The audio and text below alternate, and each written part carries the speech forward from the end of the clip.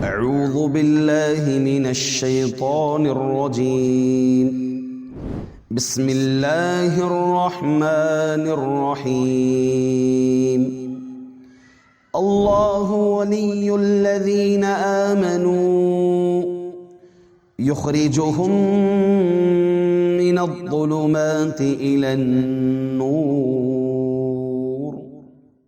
نحمده ونصلي على رسوله الكريم أما بعد أعوذ بالله من الشيطان الرجيم النار يعرضون عليها غدوا وعشيا ويوم تقوم الساعة أدخلوا آل فرعون أشد العذاب۔ معزز حاضرین، ایمان کا پانچواں رکن آخرت کے دن پر ایمان لانا، یہ سلسلہ جاری ہے۔ آج کے درس میں قبر کے عذاب سے متعلق اور اس پر ایمان سے متعلق گفتگو ہوگی۔ قبر آخرت کی منزلوں میں پہلی منزل ہے۔ اللہ کے حضرت عثمان بن عفان رضی اللہ عنہ سے مروی ہے کہ آپ جب بھی قبرستان جاتے یا قبر کے پاس کھڑے ہوتے تو زار و قطار رویا کرتے تھے۔ آپ سے پوچھا گیا کہ آپ کے پاس قیامت کا ذکر آتا ہے، جنت و جہنم کا ذکر آتا ہے، تو آپ اتنا نہیں روتے جتنا آپ قبر کے پاس کھڑے ہو کر روتے ہیں۔ تو عثمان بن عفان رضی اللہ عنہ نے کہا ان القبر اول منازل الاخرہ فإن نجا منه احد فما بعده ایسر منه وإن لم ينجو منه فما بعده اشد منه، کہ قبر آخرت کے مرحلوں میں، منزلوں میں پہلی منزل ہے۔ اگر یہاں نجات مل جائے تو اس کے بعد کے مراحل آسان ہیں، اور اگر یہاں نجات نہ ملے تو اس کے بعد کے مراحل بڑے سخت ہیں، بڑے مشکل ہیں، بڑے کٹھن ہیں۔ الغرض قبر پر ایمان لانے کے سلسلے میں یہ بات ہمارے علم میں رہیں کہ قبر میت کو دفنانے کے بعد دبوچتی ہے، میت کو دبوچتی ہے، گرچہ میت نیک ہی کیوں نہ ہو۔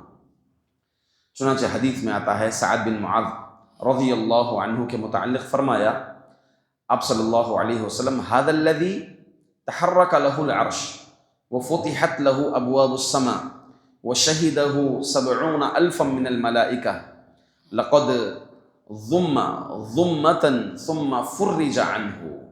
چنانچہ آپ صلی اللہ علیہ وسلم نے فرمایا یہ سعد بن معاذ ہیں جس کے لیے رحمان کا عرش حرکت میں آ گیا، وفتحت له ابواب السماء، اور آسمان کے دروازے کھول دیے گئے، اور ان کی نماز جنازہ میں 70,000 من الملائکہ 70,000 فرشتے شریک تھے۔ لقد ضم ضمة ثم فرج عنه، بس انہیں قبر میں دبوچا گیا پھر چھوڑ دیا گیا، قبر میں انہیں دبوچا گیا پھر چھوڑ دیا گیا۔ اما عائشہ رضی اللہ عنہا ایک دوسری روایت میں فرماتی ہیں کہ اللہ کے رسول صلی اللہ علیہ وسلم نے فرمایا ان للقبر ضغطة لو نجا منها احد لنجا منها سعد بن معاذ، قبر ہر ایک کو دبوچتی ہے، اگر اس سے نجات ملے تو سعد بن معاذ کو نجات ملتی۔ تو معلوم یہ ہوا کہ قبر ہر ایک کو دبوچتی ہے، چاہے مومن ہی کیوں نہ ہو، چاہے کافر ہی کیوں نہ ہو۔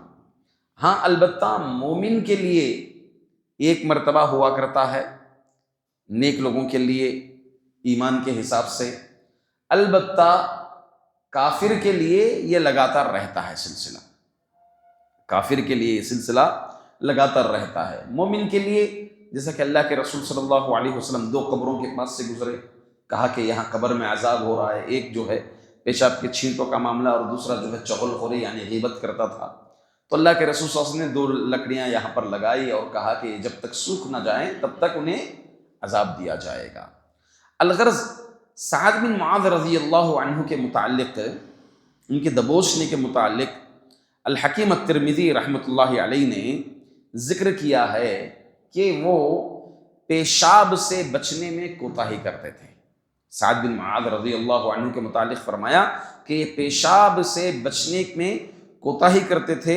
پھر مولانا عطاء اللہ حنیف رحمہ اللہ علیہ نے التعلیقات السلفیہ امام نسائی کی، اس میں حکیم الترمذی کا قول یہ نقل فرمایا، سنن بیہقی کا حوالہ دیا ہے، اور انہوں نے ابو القاسم السعدی رحمہ اللہ علیہ سے نقل کیا ہے کہ قبر ہر نیک و بد کو دبوچتی ہے، لیکن مسلمان اور کافر میں فرق یہ ہے کہ کافر کے لیے یہ ہمیشہ، کافر اس سے ہمیشہ دو چار ہوتے رہتا ہے، قبر دبوچتی ہے چھوڑتی ہے، دبوچتی ہے چھوڑتی ہے۔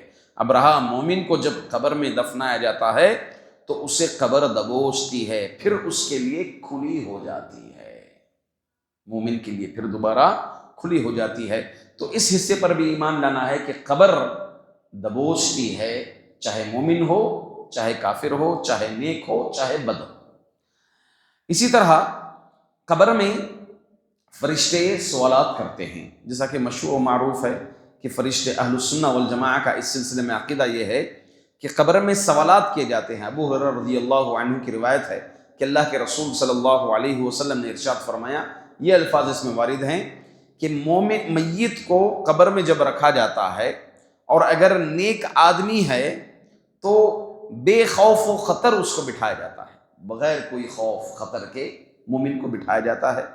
اس سے پوچھا جاتا ہے تم کس حالت میں تھے جب وفات ہوئی؟ وہ کہتا ہے کہ اسلام کی حالت میں ہوئی۔ تم اس آدمی کے تعلق سے کیا جانتے ہیں؟ تو کہتا ہے کہ وہ محمد صلی اللہ علیہ وسلم نبی ہیں۔ پھر کہا جاتا ہے کیا تم نے اللہ کو دیکھا ہے؟ وہ کہتا ہے نہیں، میں اس لائق نہیں کہ اللہ تعالیٰ کو دیکھوں۔ پھر جہنم کی آگ کی طرف اس کے لیے ایک چھوٹا سا سوراخ کیا جاتا ہے، تو وہ جہنم کی طرف دیکھتا ہے جس کے شعلے ایک دوسرے کو کھا رہے ہوتے ہیں۔ جہنم کے شعلے ایک دوسرے کو کھا رہے ہوتے ہیں۔ اسے کہا جاتا ہے دیکھو اللہ تعالیٰ نے تمہیں کیسے بچا لیا اس سے، دیکھو اللہ تعالیٰ نے تمہیں اس سے کیسے بچا لیا۔ پھر جنت کے لیے ایک سوراخ کیا جاتا ہے، جنت کی شادابی اور اس کی نعمتوں کو دیکھتا ہے۔ پھر اسے کہا جاتا ہے کہ یہ تمہارا ٹھکانہ ہے کیونکہ تم ایمان پر تھے۔ اس کے بالمقابل اگر کافر ہے تو کافر کو گھبرا کر بے چین کی حالت میں اٹھایا جاتا ہے، اس سے پوچھا جاتا ہے کس حالت میں تھے؟ کفر میں تھا۔ اس آدمی کے تعلق سے کیا جانتے ہیں محمد؟ تو کہتا ہے کہ لوگ کہتے تھے مگر میں جو ماننا تھا وہی چیز پہ میں چلا میں۔ پھر اس سے کہا جاتا ہے اللہ تعالیٰ کو کیا تم نے دیکھا؟ یہ سوالات کیے جاتے ہیں تو اللہ تعالیٰ کے تعلق سے کہتا ہے وہ صاف کہ مجھے پتہ نہیں کچھ بھی اس متعلق۔ الغرض پھر اس کے لیے جنت کے ایک سوراخ کھول کر دکھائی جاتی ہے، ایک سوراخ کی جاتی ہے، دکھائی جاتی ہے جنت کی نعمتیں وغیرہ سب، کہ دیکھیں اس سے تم کو محروم کر دیا گیا، تمہیں محروم کر دیا گیا۔ پھر جہنم کی سوراخیں دکھائی جاتی ہیں، کھول کر سوراخ کیا جاتا ہے، دکھایا جاتا ہے جہنم کے شعلوں کو دیکھ کر یہ بتایا جاتا ہے کہ دیکھو تمہارا یہی ٹھکانہ ہے اور تم شک پر تھے اور تمہاری اسی پر موت آئی اور اسی پر تمہیں انشاءاللہ تعالی اٹھایا جائے گا۔ تو اس پر بھی ہمارا ایمان ہونا چاہیے۔ اسی طرح میت کو اس کا ٹھکانہ صبح اور شام دونوں وقت دکھایا جاتا ہے، صبح و شام اس کا ٹھکانہ دکھایا جاتا ہے۔ عبداللہ بن عمر رضی اللہ عنہما راوی ہیں اس کے، فرماتے ہیں کہ اللہ کے رسول صلی اللہ علیہ وسلم نے فرمایا ان احدکم اذا مات عرض علیہ مقعدہ بالغداة والعشی ان كان من اہل الجنہ فمن اہل الجنہ وان كان من اہل النار فمن اہل النار يقال هذا مقعدك حتى يبعثك اللہ الیہ یوم القیامہ۔ آپ صلی اللہ علیہ وسلم نے فرمایا کہ تم میں سے کوئی جب مر جاتا ہے تو صبح و شام اسے اس کا ٹھکانہ مقعد دکھایا جاتا ہے۔ اگر وہ اہل جنت میں سے ہے تو جنت دکھایا جاتا ہے، اہل جہنم میں سے ہے تو جہنم دکھایا جاتا ہے۔ پھر کہا جاتا ہے یہی تمہارا ٹھکانہ ہے اور اسی پر تم قیامت کے دن بھیجے جاؤ گے۔ تو اس بات پر بھی ایمان رکھنا چاہیے۔ اب اسی طرح سے قبر میں مختلف طرح کے عذابات دیے جائیں گے۔ قبر میں مختلف عذابات کا ذکر ہمیں احادیث میں ملتا ہے۔ اس میں سے ایک یہ ہے کہ عذاب کی شکلوں میں سے ایک شکل یہ ہے کہ ہتھوڑوں کے ساتھ زور زور سے مارا جائے گا۔ چنانچہ کافر کے متعلق یہ بات آتی ہے جو کافر ہے، منافق ہے، فاجر ہے، فاسق ہے، اسے کانوں پر فرشتے کانوں کے درمیان زور زور سے ہتھوڑوں سے اس کو مارا جائے گا۔ یہ بھی عذاب کا ذکر آتا ہے۔ اسی طرح جہنم کا بستر بچھایا جائے گا، جہنم کا بستر بچھایا جائے گا، جہنم کا لباس پہنایا جائے گا. ہاں، یہ سب عذابات قبر میں ہوں گے. اسی طرح پیشاب کے چھینٹوں کی وجہ سے قبر کا دبوچنا، عذاب ہونا، یہ مختلف شکلیں جو ہے عذاب کی ذکر ہیں، احادیث میں وارد ہیں. سوال یہ ہے کہ عذاب جو ہو رہا ہے، اہل السنہ والجماعہ کا عقیدہ ہے کہ قرآن اور حدیث جتنا عذاب قبر سے متعلق بتایا ہے، نعمتوں کہ مومن اگر ہے تو اس کو نعمتیں ملیں گی، کافر اگر ہے تو اس کو عذاب ہوگا، یہ عقیدہ ہے کہ نعمتیں اور عذاب ہوگی. اب سوال یہ ہے کہ جو دنیا میں ہے اہل دنیا کو یہ عذاب یا یہ نعمتیں کیوں نہیں دکھائی جا رہی ہیں؟ اہل دنیا کو یہ عذاب یا نعمت قبر میں جو ہو رہا ہے اس کو کیوں نہیں دکھایا جا رہا ہے؟ دیکھا جاتا ہے قبر کچھ دن کے بعد، کچھ ماہ کے بعد اگر پھوڑی جائیں تو ظاہر سی بات ہے کچھ اس میں باقی نہیں رہتا، مگر ہمارا ایمان ہے کیونکہ حدیث نے کہا ہے صاف، النار یعرضون علیہا غدوا وعشیا، قرآن کریم کہتا ہے ویوم تقوم الساعہ. تو اس کی کیا حکمتیں ہیں؟ اس کی حکمتیں اللہ رب العزت زیادہ بہتر جانتا ہے، مگر علماء نے بعض اس کی حکمتیں ذکر کی ہیں. پہلی حکمت یہ ذکر کرتے ہیں کہ اللہ تعالیٰ ارحم الراحمین ہے. اللہ تعالیٰ ارحم الراحمین ہے تو اس کی رحمت کا تقاضا یہ ہے کہ ہم زندہ لوگوں سے بے خبر ہوں.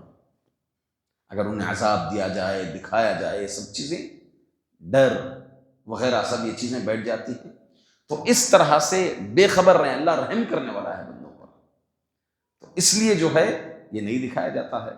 دوسری وجہ یہ بھی علماء اکرام بتاتے ہیں کہ اگر یہ چیزیں دکھائی جائے، اگر عذاب دیا جائے کسی کے والد کو، کسی کے بھائی کو، کسی کے لڑکے کو، کسی کی ماں کو، کسی کی بیوی کو، یہ عذاب اگر دکھایا جائے تو ذلت اور رسوائی کی بات ہے. اور اللہ کے رسول صلی اللہ علیہ وسلم حدیث میں کیا فرماتے ہیں کہ اگر میت ہے تو اس کی برائیاں بھی بیان مت کرو، اس کی بس اچھائیاں ذکر کیا کرو. ہاں، تو اگر کسی کو عذاب دیا جا رہا ہے تو کتنی ذلت و رسوائی کی بات ہوگی اس کے لیے معاشرے میں وغیرہ سب. اور اسی طرح ایک تیسری حکمت یہ بھی بتاتے ہیں، آپ صلی اللہ علیہ وسلم نے حدیث میں فرما دیا یہ کہ لولا اللہ تدفنون لدعوت اللہ ان یسمعکم من عذاب القبر، کہ تم دفنانا چھوڑ نہ دو. اس ڈر سے میں اللہ تعالیٰ سے ارادہ کیا کہ میں دعا کروں کہ تمہیں عذاب قبر کی کوئی جھلک دکھائیں. میں نے دعا اس لیے نہیں کیا کہ اگر عذاب قبر کی جھلک تم دیکھ لیں تو اپنے مردوں کو دفنانا چھوڑ دو گے. تو اس حکمت کے تحت دکھایا نہیں جاتا کہ لوگ کیا ہے ڈر کے مارے اس قبر مردوں کو دفنانا چھوڑ دیں گے. الغرض ان تمام چیزوں پر، قبر، عالم برزخ، اس کی زندگی شروع ہوتی ہے انسان کی موت کے بعد سے دوسری سور پھونکے جانے تک. اسی لیے اللہ کے رسول صلی اللہ علیہ وسلم اس کی تیاری کرنے کا حکم دیا. چنانچہ حدیث میں آتا ہے کہ ایک تدفین چل رہی تھی قبرستان میں، آپ صلی اللہ علیہ وسلم بیٹھے ایک لکڑی لے کر اس میں زمین پر لکیریں ڈال رہے ہیں، کھریچ رہے ہیں اللہ کے رسول صلی اللہ علیہ وسلم. تو صحابہ بھی آپ کے ارد گرد بیٹھ گئے خاموشی سے. آپ صلی اللہ علیہ وسلم نے فرمایا اعدوا لمثل هذا یا اخوانی، یا اخوانی اعدوا لمثل هذا، میرے بھائیوں اس کے لیے تیاری کر لو، اس قبر کے لیے تم تیاری کر لو. لہٰذا ہمیں چاہیے کہ قبر کی تیاری کریں، اور اس کی تیاری میں سے بہترین طریقہ یہ بھی ہے کہ عذاب قبر سے بارہا اللہ تعالیٰ سے دعا کرتے رہیں، اس کے فتنے سے بچنے کے لیے، عذاب قبر سے بچنے کے لیے. اللہم انی اعوذ بک من عذاب القبر. اور اسی طرح قبرستان ہم بار بار زیارت کریں، بار بار تقریباً زیارت کریں قبرستان کی. مقصد کیا ہو؟ ہم اپنی آخرت کو یاد کریں، ہم اپنی موت کو یاد کریں، اور اہل قبور کے لیے دعا کریں اس مقصد کے لیے. اور اسی طرح سے جو واجبات ہمارے اوپر ہیں ان کو بخوبی ہم نبھائیں. جن چیزوں سے بچنے کا حکم دیا گیا ہے ان چیزوں سے بچیں. اللہ سے دعا ہے کہ اللہ تعالی ہم تمام کو موت کی تیاری کرنے کی توفیق عطا فرمائے، قبر کے لیے تیاری کرنے کی توفیق عطا فرمائے. آمین. السلام علیکم ورحمۃ اللہ وبرکاتہ.